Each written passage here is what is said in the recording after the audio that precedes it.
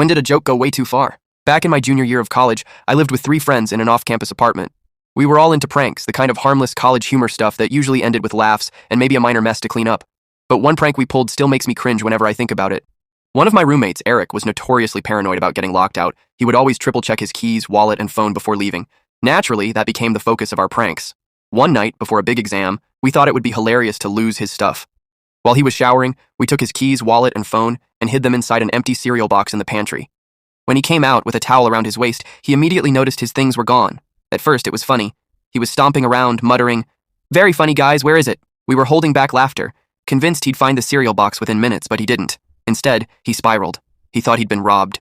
He tore apart his backpack, dumped his laundry hamper, even accused our sketchy downstairs neighbor of sneaking in. Then it turned ugly. He called his mom in full panic, saying someone had broken in and stolen his stuff. His mom freaked out, called our landlord, who then called the police. By the time 2 officers showed up at our door, the rest of us were pale and realizing we had made a massive mistake. We had to awkwardly admit it was just a prank. The cops were not amused. One actually said, "You realize this could have ended with someone in cuffs, right?"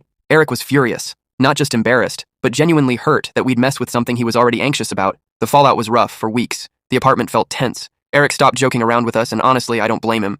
The prank that was supposed to be harmless fun ended up wrecking our trust and nearly involving legal trouble. That was the moment I realized a joke can go too far. Not when it's funny, but when someone feels unsafe or humiliated. I still feel guilty about it years later.